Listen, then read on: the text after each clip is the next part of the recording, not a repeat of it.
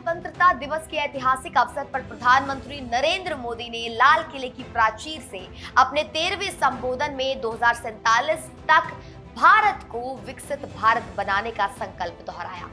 अपने 76 मिनट के भाषण में पीएम मोदी ने क्रिटिकल मिनरल्स, एनर्जी सिक्योरिटी, आत्मनिर्भरता, अर्बन नक्सलवाद और वैश्विक गुणवत्ता जैसे अहम मुद्दों पर 10 बड़े संदेश दिए। आइए जानते हैं लाल किले से दिए गए प्रधानमंत्री नरेंद्र मोदी के भाषण के 10 सबसे बड़े और अहम संदेश।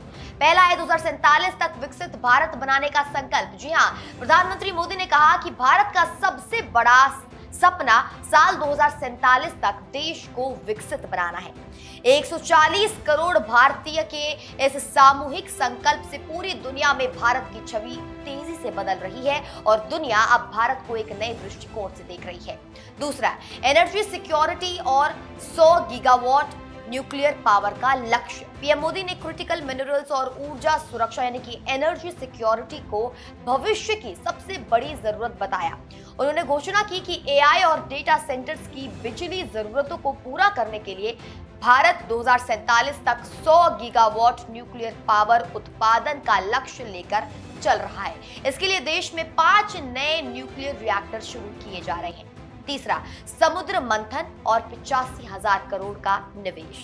कच्चे तेल पर विदेशी निर्भरता घटाने के लिए सरकार ने समुद्र के 99% तटीय इलाकों से नो गो प्रतिबंध हटा दिया है।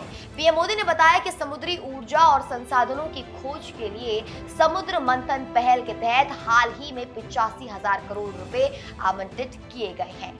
चौथा, आपदा और बाढ़ पीड़ितों के साथ पूरा देश। प्रधानमंत्री ने देश के विभिन्न हिस्सों जैसे असम, केरल, उत्तराखंड और नागालैंड में भारी मानसूनी बारिश, अचानक आई बाढ़ और भूस्खलन से प्रभावित परिवारों के प्रति अपनी संवेदना और एकजुटता व्यक्त की। उन्होंने आश्वासन दिया कि इस मुश्किल वक्त में पूरा देश प्रभावित परिवारों के साथ खड़ा है।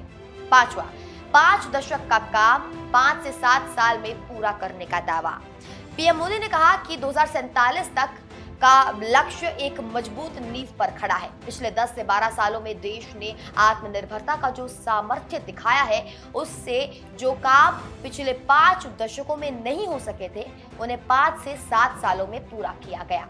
छठा, संशोधनों के हथियारीकरण के दौर में आत्मनिर्भरता ही रक्षा। जी हाँ, वैश्वीकरण के दौर में का जो जिक्र है, उसका जिक्र करते हुए प्रधानमंत्री मोदी ने ये चीज कही कि संकट के समय में कुछ ताकतों ने पेट्रोल, डीजल, फर्टिलाइजर, दवाइयों और तकनीक का हथियारीकरण यानी कि वेपनाइजेशन किया है। अगर भारत आत्मनिर्भरता का मंत्र लेकर आगे नहीं बढ़ता तो ऐसे वैश्विक संकटों का सामना करना असंभव होता।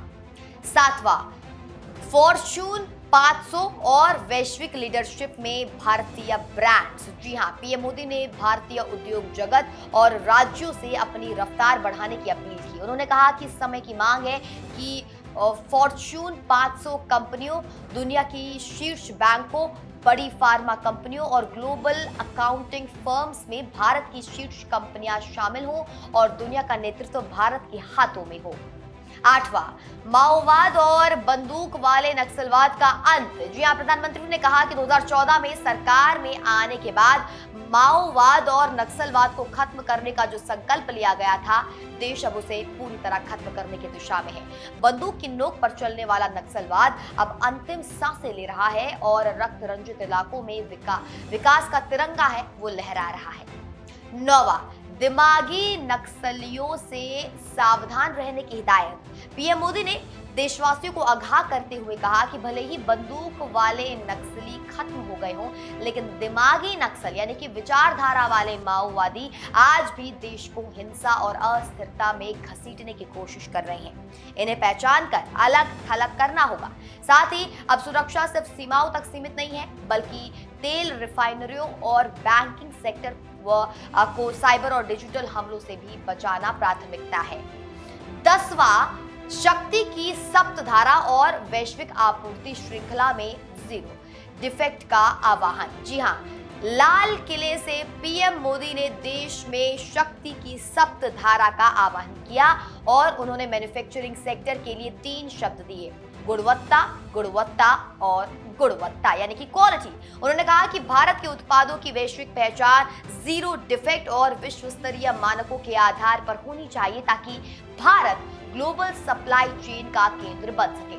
प्रधानमंत्री नरेंद्र मोदी का ये अब 76 मिनट का संबोधन साफ करता है कि भारत अब केवल घरेलू प्राथमिकताओं तक सीमित नहीं है, बल्कि ऊर्जा, तकनीक, मैन्युफैक्चरिंग और वैश्विक कूटनीति में दुनिया का नेतृत्व करने के लिए पूरी तरह तैयार है।